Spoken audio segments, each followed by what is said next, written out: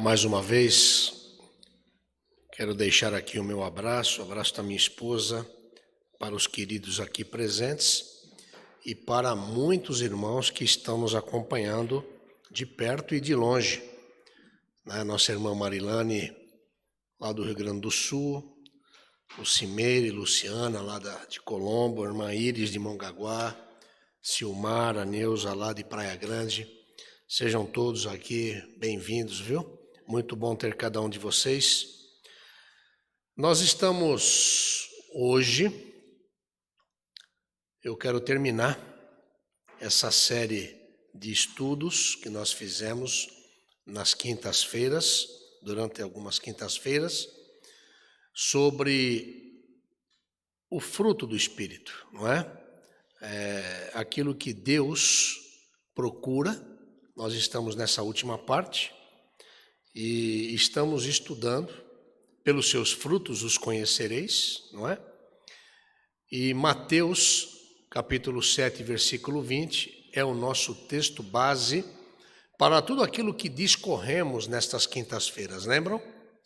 Nós conversamos sobre a importância do bom procedimento, conversamos sobre a falsa piedade, conversamos também sobre as 5 virgens tolas, 5 virgens prudentes, a parábola, né, das 5 virgens. Conversamos também sobre como está o nosso relacionamento com Jesus. E agora, na parte final, estamos estudando o fruto que Deus procura. Tudo isso baseado neste estudo que estamos a fazer durante várias quintas-feiras. E se você que está aqui, você que está me ouvindo, mas pastor, eu não tive acesso a todos, você tem. É só entrar no canal da igreja que você acessa lá os cultos de quinta-feira, que você tem um link. E você pode ouvir a mensagem, você pode ouvir todos os estudos trazidos até aqui. Eu quero dar continuidade e, com a permissão do Senhor, concluir este estudo hoje. Na última quinta-feira, nós terminamos com uma frase, os irmãos devem lembrar, que um cristão foi questionado se ainda era pecador, um pecador. E ele disse, sim, infelizmente. Qual a diferença entre sua atitude no passado e a atual? Lembram da pergunta? O homem calou-se por um instante e então respondeu, antes eu era um pecador que corria atrás do pecado. Hoje sou um pecador que foge do pecado. Nós terminamos na quinta-feira nesta parte.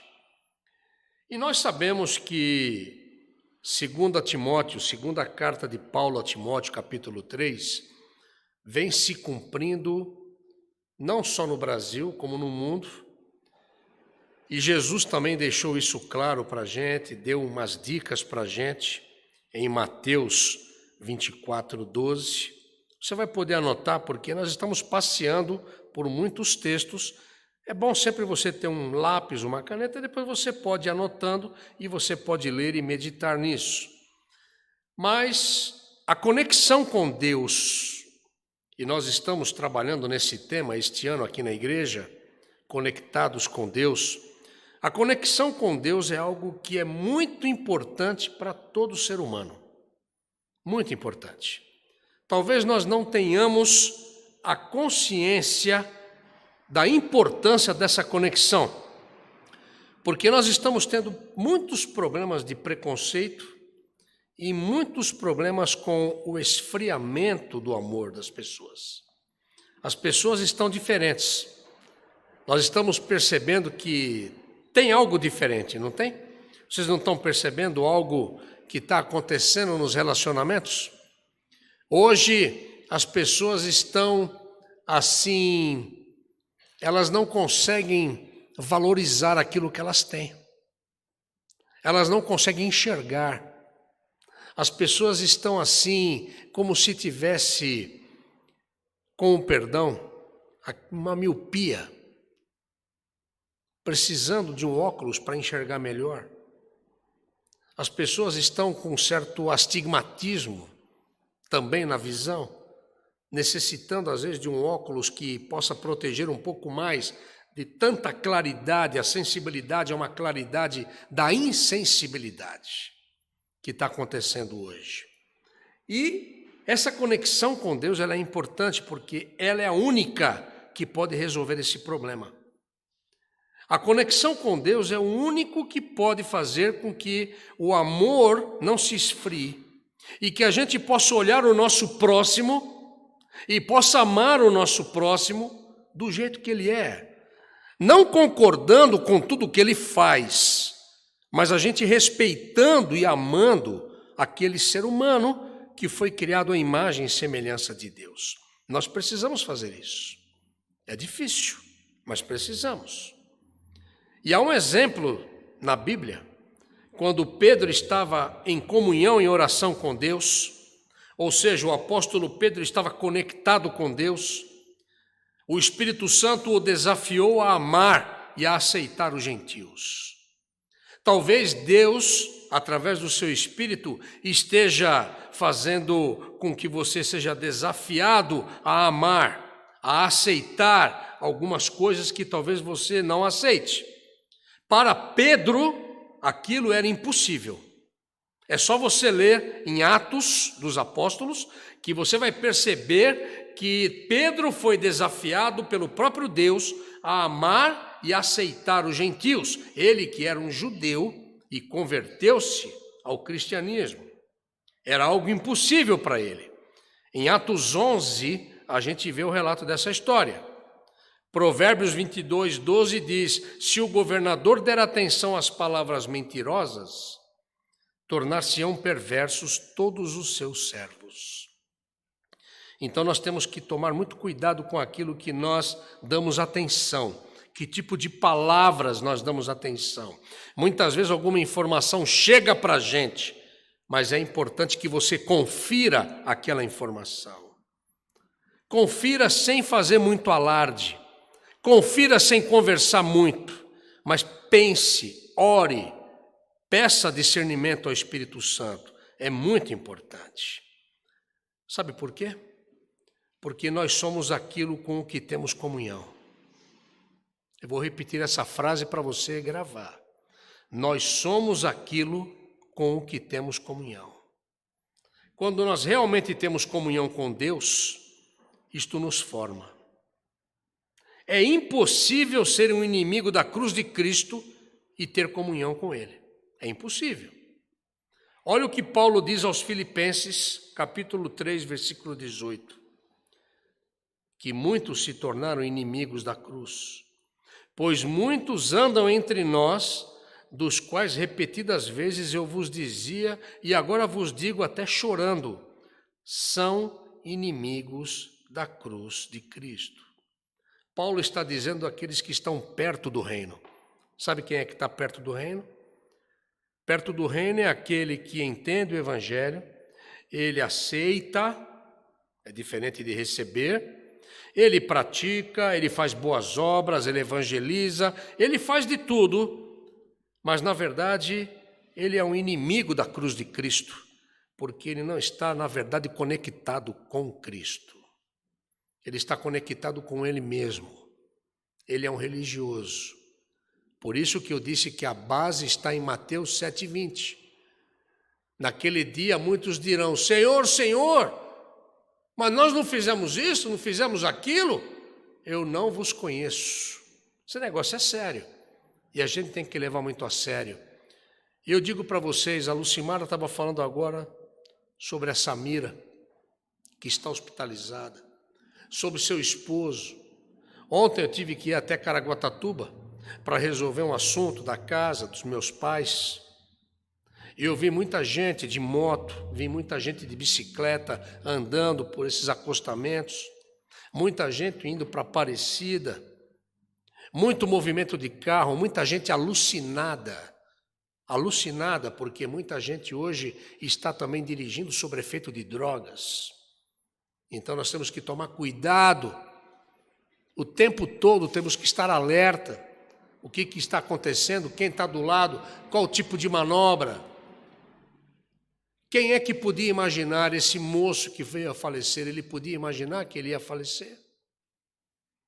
Ele pega a moto num belo dia, ele vai lá para a Baixada Santista, vai para passear, imagina quantas coisas que a pessoa imagina, está ali, vamos lá, meu amor, vamos passar um dia juntos, vamos almoçar, vamos fazer uma coisa gostosa como casal, e não volta mais para casa. Nós sabemos o que vai acontecer com a gente amanhã? Isso é muito importante, porque a eternidade é para sempre. Não é algo que é para agora. Agora, você não sabe quanto tempo. A palavra diz que nós poderemos viver 70. A vida de um homem, de um ser humano, consiste em 70 anos. Muitos, pela sua robustez, chegam aos 80. Acredito que muitos também têm passado dos 80 pela sua robustez, mas a palavra diz que depois começa a ter muito o quê? Cansaço e enfado, porque nós somos limitados, somos pecadores, o salário do pecado é a morte. Mas Jesus oferece a vida eterna, oferece algo que é para sempre. E é disso que a igreja está aqui pregando o tempo todo, o fruto que Deus procura. Deus procura pessoas que o amem, pessoas que querem estar conectadas com Ele, pessoas que querem estar com Ele, pessoas que querem fazer a sua vontade. Isso é muito sério, queridos. E quando a gente vai analisando os casos, isso tudo serve de advertência para nós. Porque uma atitude dessas nunca ocorreria se ele estivesse em comunhão com Deus. Muitas coisas que acontecem conosco, muitas coisas que deixam, às vezes, as coisas correrem solta, porque a gente não está com comunhão com Deus. A gente tem que tomar muito cuidado com isso. Quem tem comunhão com Deus, tem comunhão com a verdade, e sempre dá a razão à verdade. É, por exemplo, impossível viver em inimizade com os outros. Há uma coisa interessante, há pessoas que brigam até com a própria sombra. Já viram gente assim? Há pessoas que parece que procuram briga, procuram estar com inimizade, alimentam-se disso. Isso faz bem para eles. As pessoas não têm paz. Nós estamos vivendo dias assim. Estamos vivendo dias onde as pessoas elas se hostilizam. Com olhar, com gestos, com agressões, seja por palavra, seja física. Nós estamos vivendo isso. Deus não está procurando esse tipo de fruto. Deus está procurando algo diferente. E quem está em comunhão de verdade com Deus, ele não consegue viver em inimizade com os outros, porque isso não corresponde à verdade. Ninguém que tem comunhão íntima com Deus tem uma vida morna. Eu tenho dificuldade com isso. Ser firmes e constantes, que foi um dos temas nossos aqui da igreja, lembram disso? Nós não podemos ficar oscilando. Quem oscila é morno. Quem oscila é religioso. É disso que a palavra fala. Eu amo a palavra porque a palavra não tem meio termo. Quando o ferro é colocado no fogo, ele arde, sim ou não? Mas quando ele é retirado do fogo, ele esfria e não arde mais. Esse é o motivo porque nós perdemos o ardente amor por Jesus e pelos perdidos. E sabe por quê? Eu vou dizer para você por quê. Porque raramente nós oramos. Lemos pouco a Bíblia e ansiamos por muitas coisas do mundo.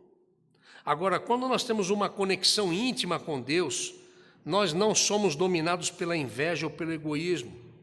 Nós estamos dispostos a perdoar, nós estamos dispostos a viver em paz e a endireitar relacionamentos desfeitos. Se você não está conseguindo fazer isso, tem alguma coisa errada contigo. O dinheiro não se torna o mais importante da vida. Ah, o dinheiro. Há muita gente que fala o dinheiro é algo maldito, é algo de Satanás. Não, deixe de ser ignorante, irmão. O dinheiro não é nada de Satanás, não. É a nossa escolha é que faz a diferença. É a maneira como a gente encara as coisas. O dinheiro é uma bênção de Deus para nós. Cada centavo que Deus coloca na nossa mão, ganho com o nosso trabalho, de forma honesta, é bênção.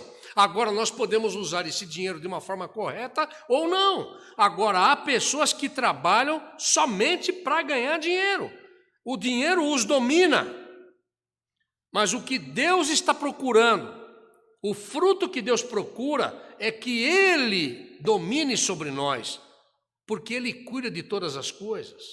Buscai primeiro o reino de Deus, e todas as demais coisas serão acrescentadas.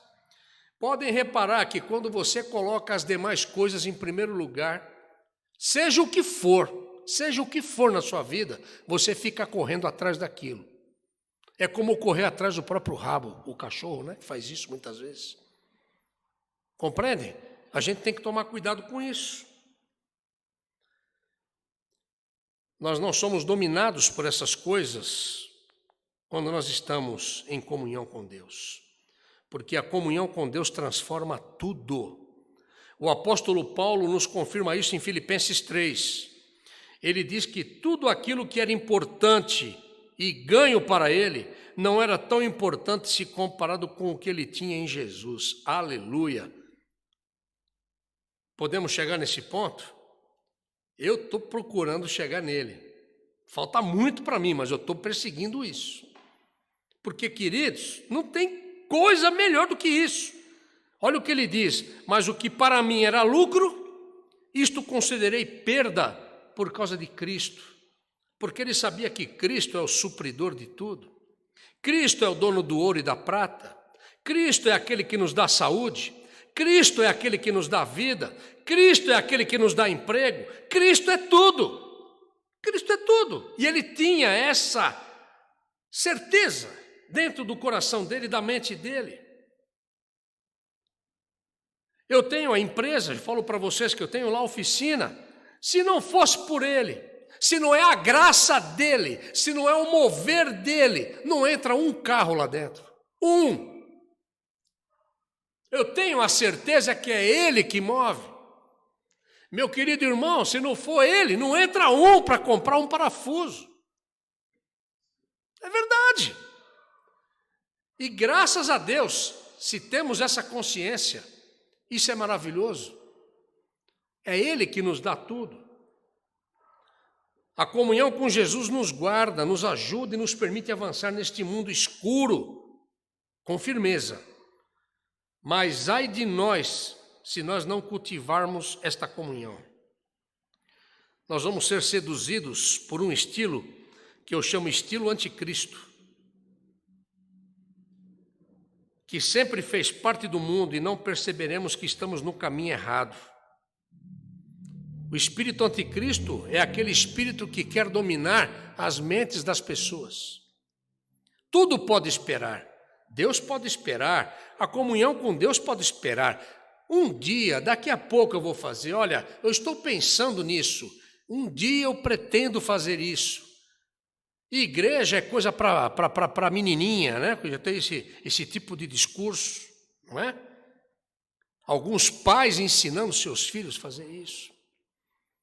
E aí um filho deixa de praticar uma comunhão com Deus porque ele vai ser menininha, não é? Olha que situação nós estamos chegando. Isso é uma coisa pequena, perto do que está acontecendo aí fora, ok? Mas olha que coisa interessante aí. Nós temos que tomar cuidado com esse estilo anticristo. Qual é o estilo anticristo? Tudo menos Deus. Você em primeiro lugar, menos Deus em primeiro lugar. O melhor lugar à mesa é para você. Não é para Deus, não é para Jesus, de jeito nenhum. Não é? Porque ele disse, eu e o Pai somos um, Jesus é Deus, não é? A igreja de Laodiceia, ela não reconhecia o estado em que ela se encontrava. E olha o que Jesus diz para a igreja que não reconhece, para aquele crente, o cristão, que não reconhece o estado que se encontra. Apocalipse 3,17, Jesus diz, e nem sabes que tu és infeliz, sim, miserável, pobre, cego e nu. Uma pessoa sem comunhão com Jesus é um infeliz. Uma pessoa sem comunhão com Jesus é um miserável. Uma pessoa sem comunhão com Jesus é uma pessoa pobre, é uma pessoa cega, e é uma pessoa nu. O que é nu? É aquele que não tem revestimento nenhum, não tem aquilo que precisa de fato. Não tinham comunhão com Jesus. Apocalipse 3:20 está escrito: eis que estou à porta e bato, se alguém ouvir a minha voz e abrir a porta, entrarei em sua casa e cearei com ele e ele comigo.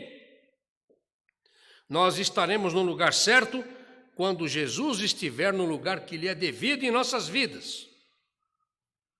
Se Jesus está ocupando melhor o lugar à mesa, o lugar principal à mesa, nós estaremos no lugar certo. Porque nós vamos deixar Ele conduzir a nossa vida, nós vamos deixar Ele influenciar a nossa vida. E quando Ele faz isso, sabe o que acontece? Nós nos tornamos mais do que vencedores. Já ouviu esse versículo? Em Cristo somos mais do que vencedores? É bonito falar esse versículo, não é? Tem muito versículo que é bonito. O pessoal usa chavões. Em Cristo somos mais do que vencedores, mas há um preço a pagar. É a morte do nosso eu, é a renúncia do nosso eu, para que sejamos de fato vencedores.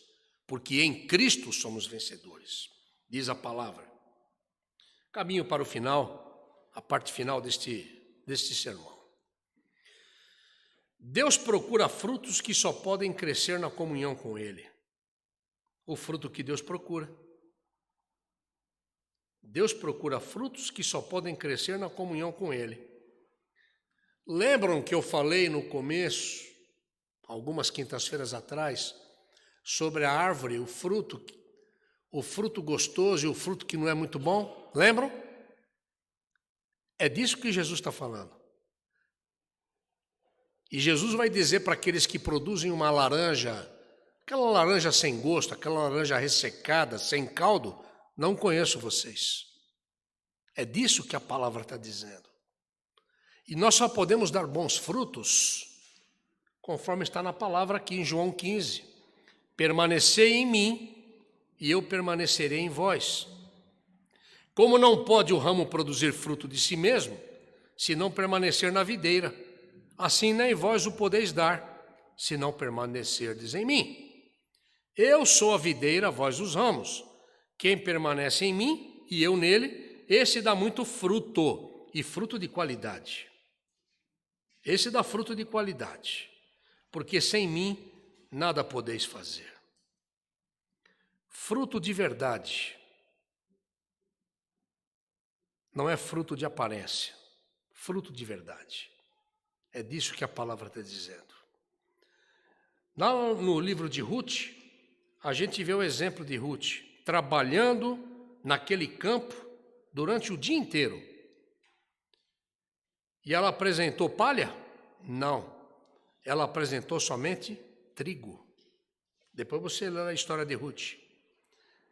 Depois você lê, vale a pena ler. Ela só apresentou trigo. Deus não quer as nossas afirmações. Deus não quer. Vou servir, vou orar, vou transmitir a palavra, vou fazer. Deus não quer isso. Deus quer o quê? O nosso coração. Lembram que eu conversei sobre isso? Estou fazendo agora um resumo, ok? Somente falar, como em Mateus 7,22. Senhor, Senhor, não adianta se nós não fizermos a vontade de Deus, se não estivermos conectados com Ele. Deus procura um relacionamento de amor intenso para com Ele. Com isso, nós temos tudo o que precisamos para viver bem no mundo e olhar com alegria para o futuro. E eu quero terminar com João 4, 17 a 19. Diz assim: nisto é em nós aperfeiçoado o amor, para que no dia do juízo mantenhamos confiança. Pois segundo Ele é, também nós somos neste mundo. No amor não existe medo. No amor não existe medo. Antes, o perfeito amor lança fora o medo. Ora, o medo produz tormento. Logo, aquele que tem medo, que teme, não é aperfeiçoado no amor. Nós amamos porque Ele nos amou primeiro. Este é o fruto que Deus procura.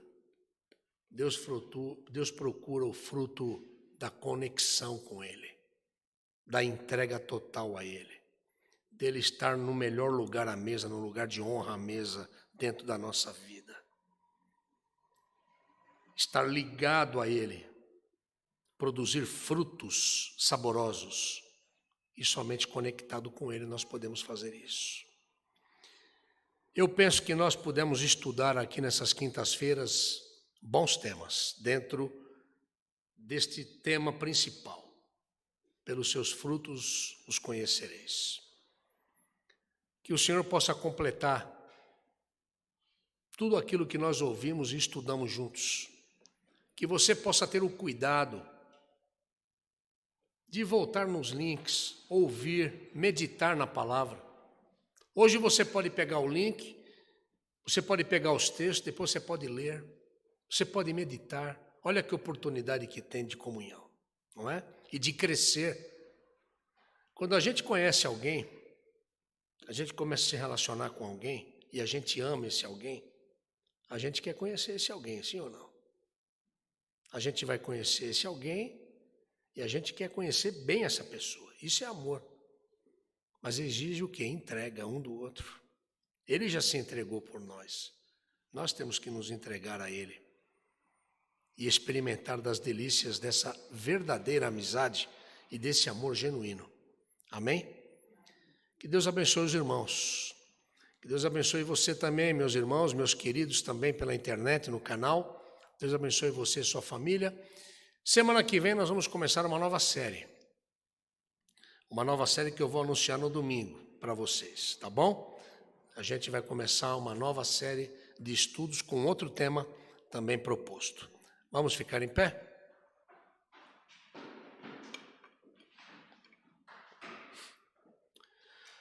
Obrigado, Pai querido, por estas quintas-feiras com este estudo maravilhoso, esta série de estudos que pudemos aprender tanto da Tua Palavra, do Senhor e com o Senhor. Que o Teu Espírito Santo complete, Teu Espírito Santo nos ajude e nos capacite, e que o Senhor possa promover em nós uma conexão muito forte e muito íntima, para que produzamos os frutos que o Senhor espera que produzamos. Abençoa cada um de nós, abençoa os lares aqui representados, tanto aqui no templo, como também pelo canal. E que o Teu amor de Pai, que a graça de Jesus Cristo, Teu Filho, que a comunhão do Espírito Santo repousem sobre a primeira Igreja Batista em Vila Guilhermina e sobre todo o Teu povo espalhado pela face da terra, hoje e até a volta do Senhor Jesus, no nome de quem oramos. Amém. Amém. Podem se assentar, irmãos. E nos encontramos domingo, escola dominical, às 10 horas, culto de louvor e adoração, às 18h30. Deus abençoe.